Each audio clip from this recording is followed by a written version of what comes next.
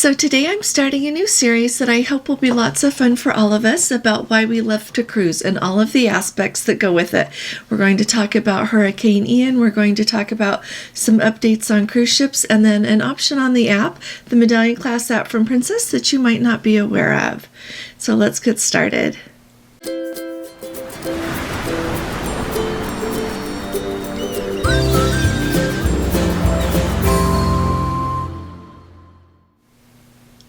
Hi there, this is Allison with Let's Go Travel Tips. Today is Thursday, it's September 29th, if you can believe it, of 2022, and we've got lots to talk about. But I want to start off today talking about, like I said, a new series that I want to do about why we love to cruise. And it doesn't matter which cruise line is your favorite, it doesn't matter if you cruise often, it doesn't matter if you don't cruise at all. We have lots to talk about this because I want to get back to talking about more of all the happy things to do with cruising. I want us to talk about why it is that we love to get on a cruise ship, or if we haven't sailed yet, why we would want to get on a cruise ship. So to start that, today I want to talk about what Gordon and I do first thing when we get on the cruise ship. And so this would apply, I think, to any cruise ship, but I would really like to hear from all of you in the comments the things that you like to do, because I really might be missing out on something important, and a discussion will help all of us, I think, do a better job of enjoying every moment when we get on a cruise ship. So first of all, if you see me on an embarkation day, you will see that I usually have my little rolling, hard-sided carry-on suitcase with my Vera Bradley tote type back on top of it. And the reason that I do that is I always have with us, almost always, I have our swimming suits with us and a pool cover-up and flip-flops and anything else that I think that we might need to enjoy our day before we would maybe get our luggage. Sometimes our luggage is in our cabin super fast, and sometimes it takes a few hours. And so I don't want to wish that I had my swimming suit or a different shirt with me to put on if it takes longer than I thought. So I always take that with us. And so think about what you're going to really need and before you might get your luggage, and have that with you. The thing that so knowing that, the very first thing that we do when we get on the ship, and this is on Princess, is we go right to the sanctuary. You have to go there early if you're going to want to get to reserve a spot in the sanctuary. So people who stay on board the ship, like if they're doing a back-to-back, they can reserve the spots in the sanctuary, of course, before you get there. But if you want to be in the sanctuary, zip right up there first, and then you can choose what day you want to come. You can choose the position of your lounger of what's based on what's available there, and you can choose the whole day if you want to, or you can choose just the morning or the afternoon. So on Princess, unless they've raised the rates since the last time I was on, it's $20 per day per person for a half day and $40 a day for the whole day. And then they have cabanas, and those are $80 a day for the whole day. So, and it is really lovely. The only ship that I have been on that I wasn't crazy about it, and maybe it was just the day, that could easily be, was the Regal Princess. When we were on that, we actually stayed just a little bit. And I think, you know what, that was this year when we went on that cruise that departed May 28th out of Rome. And it could have been that they were just short on staff that day, but so anyway, that is the only time we've been disappointed, and customer service was really nice to give our money back. We didn't stay, so I didn't feel bad about asking for a refund. Now, so anyway, we thoroughly enjoy the sanctuary. Now, I do want to tell you all, a lot of people say, is it worth paying that money? Here's why I like it. So as you know, we get usually balcony cabins, and yes, you can be out on your balcony in the morning, in the afternoon, and enjoy your balcony. But when you are up at the sanctuary, you have someone waiting on you. They'll bring you whatever drinks you want. We always do the afternoons, and so they bring you a delicious lunch. They bring afternoon tea, drinks in between, anything you want. You're truly pampered there. And the other thing that I really like is you are shaded there. So often it depends on, of course, which side of the ship you're on and the direction you're sailing. But often, like our balcony will be like in full sun for the whole afternoon, and that is okay for a little while, but I just can't do that, or I would just be totally sunburned. And so it's really nice to go somewhere where there is really good shade, and it is just really nice, especially if you are on a full ship. It gives you a place to lounge other than on your balcony, where you can enjoy being out and about, and it's just beautiful there. So that's why we always start at to the sanctuary and get signed up. So after we go to the sanctuary, we will often, it depends on what time it is. If we are on board and our cabin is ready, at that point I take my suitcase, my rolling bag there, my carry-on, and my Vera bag, and I go put that down in the cabin. If the cabins are not open yet and it's not quite time for lunchtime, we always just go either to the pool or down to the piazza, get a drink, and sit down and relax for a few minutes. If it is time for lunchtime, the main dining room is open usually until 1 or 1:30 on embarkation day. That's a really nice option. And then the buffet is always open, as well as the International Cafe. So you can get lunch wherever you would like. We really enjoy going to the main dining room because we're not in a hurry. There's nothing else we need to be doing at that point. And so we often do that. And if we have not been able to go to our cabin yet, they're really nice and let you they let me, and I notice other people, there's a lot of other people with backpacks and bags, they'll just let you set them down there kind of by out of the way there in the entrance to the main dining room, so you don't have to worry about dragging your suitcase in with you. If it's like whatever you have, you don't have to worry about taking it. So we will go get some lunch, and usually by then, if our cabin wasn't ready, it is. Then we go to our cabin, watch the muster drill, and then we go down to our muster station, get checked in. And I would say that you can, if you pass your muster station on your way to your cabin, you can have them swipe your medallion then and then go watch it, and they can tell that you've done both. But we'll always do that, and then it's just time to relax. We'll usually go up by the pool, get a drink, just sit down and enjoy. It is always so beautiful up there. It doesn't matter, I think, which ship you're on.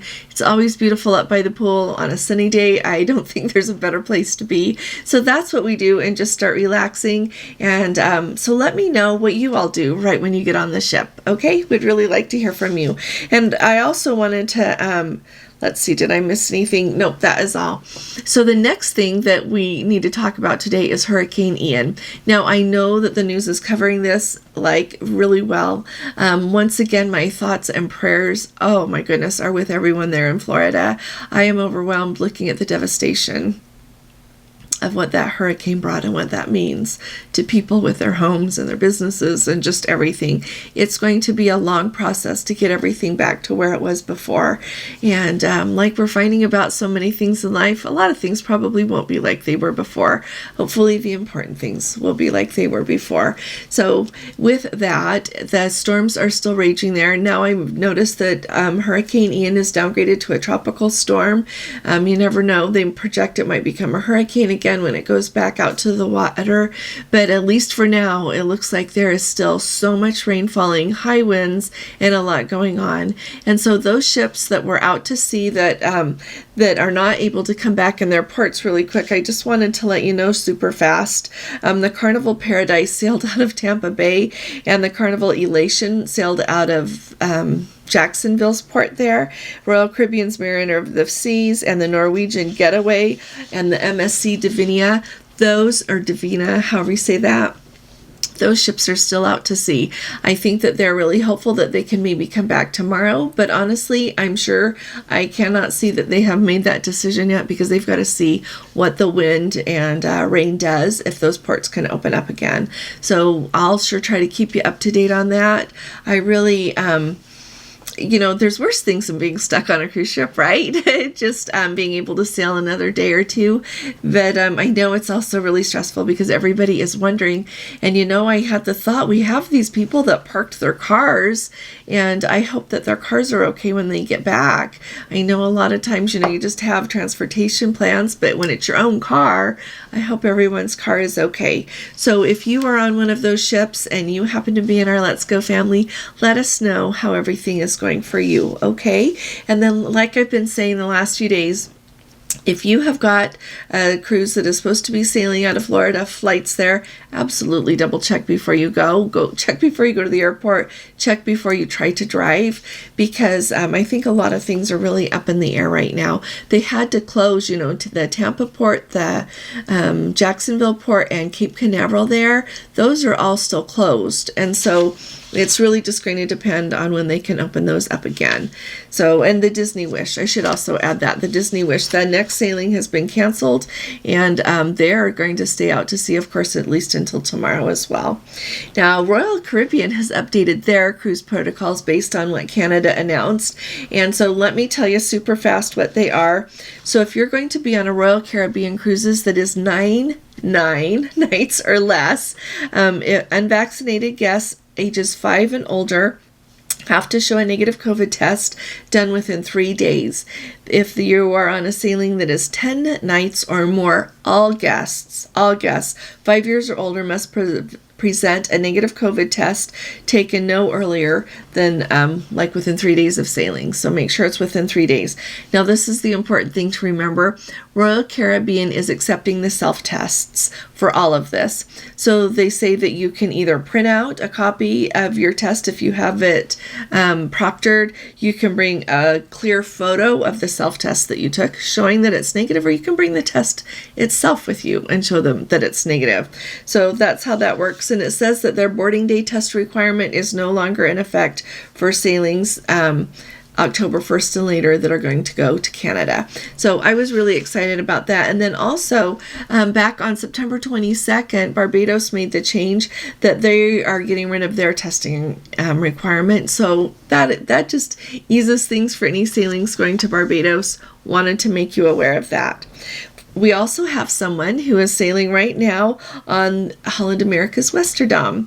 I just wanted to let you know that they were so kind to send a report, and they are having a magnificent cruise. The weather has been beautiful. They went on a whale watching excursion in Juneau and saw lots of whales. They said that they think that the food has been excellent so far. They ate in the Pinnacle Grill even, said that was really superb. And the only thing that they say is just not amazing is the internet. And so I don't know how much of that is Alaska. I am really excited to sail on Holland America somewhere else other than Alaska as well, and kind of check that out. But I'll let you know how that is going.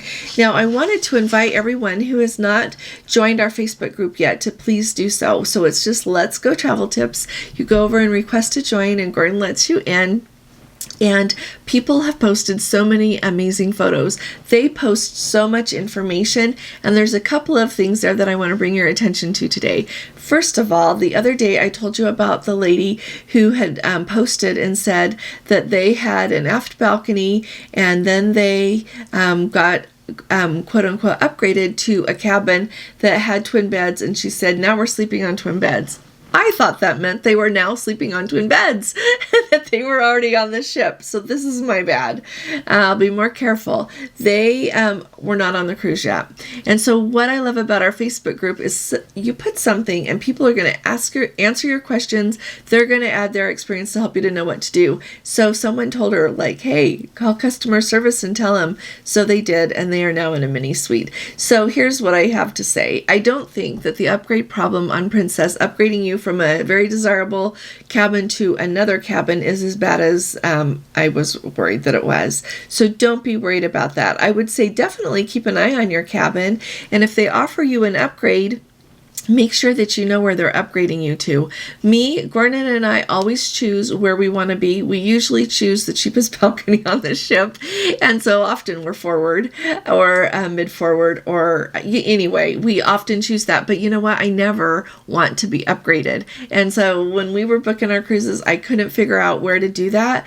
And so, you know what? Either have your travel agent mark your booking as do not upgrade, or call Princess and just say, mark my booking as do not upgrade, because they can do that. I'm sorry you're going to have to wait on hold for that if you don't have a travel agent, but you can ask them to do that. Then you don't have to worry about it, because if you're in an interior or if you're on a balcony and they see a balcony midship, even if it's right under the swimming pool, that's classified as better than having a balcony that's forward. And so be aware of that. That's where a lot of upgrades come from. Now, with the situation with having certain areas of the ship saved for quarantine, that's when people would get moved, and you couldn't be put, then they don't put you back because they're going to use an area for quarantine. But hopefully that's going away. I think based on what we've seen in chunks of staterooms going for sale on different cruises, I'm really hoping that we're starting to see the end of that. So wanted to tell you that. Another thing that I think I wanted to tell you, we have Let's Go family members who are on the Grand Princess, and one of the senior officers got married, and they got married in the Piazza. So go take a look at the pictures there. And it reminded me that I have heard so many, just countless, literally good reports about getting married on Princess or on any, I haven't not heard complaints on getting married on any cruise ship, but people love getting married on Princess. And the vow renewals are also very special, everyone says. So if that is on your horizon, it might be something that you would enjoy.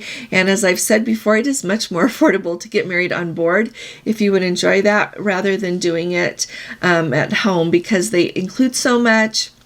You're on the ship there, your wedding party can go eat in the main dining room, you can have an amazing dinner, and you don't have to pay extra for it. So I think that that's amazing. So go ahead and join us over there. The other thing that I wanted to make sure that I let everyone know about, and here we go. So, you know what? So many people have commented yesterday that they have asked for certain things from the main dining room, and their needs are always met. So 2 things. Number 1, when you are using the Medallion Class app and you are getting ready to go, like travel ready, there is a section that you enter your preferences. You can enter if you are allergic to some food. You can enter if you want a low sodium diet. Like there's just this huge long list of requests that you can make. So if you are someone that has different dietary requests and you don't want to just eat what they give, what would be the main dining room, like the dish, for example, or you want to make sure that they have something, definitely put that in the preferences. And you know what? They follow it with you.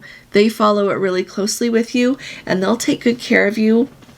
I had Code 4 for Life is on the Ruby Princess right now. They said that they made a special I think it was a special soup for Scotty. It's just great that that they are so willing to go out of their way. So I am wondering if the experience of the person I told you about yesterday is an outlier. It sounds like it surely is, but I think it's really important to do, we have to do our part, that if we have certain dietary requirements, we have to put that in there so that they're prepared for us, and then everything will go smoothly, both for them and for us. So we've got that. Now we've got a couple of other updates. We've got a Let's Go family member right now who is sailing from San Francisco on the Royal Princess to Mexico. Right now there are 1,532 passengers on board. The weather is beautiful. The sun, there's no wind, mild seas, clear days, and they are having the best time ever. So then finally, we have the exciting news about the special event that's going to be happening with Princess there on the Discovery Princess. That is going to be broadcast on their Facebook group. It's going to be on Saturday at 7 p.m. Eastern, 4 p.m. Pacific. I'm going to keep my eye out for it. And usually what they show on Facebook, they usually show on their YouTube channel as well. So if that's easier for you, you can look there. But it's going to have to do with that new The Real Love Boat reality TV show that they're making. So I'm going to make sure I don't miss that. And I don't know what else will be included with it. And then mark your calendars. This coming up Wednesday, October 5th, is when that new TV show premieres.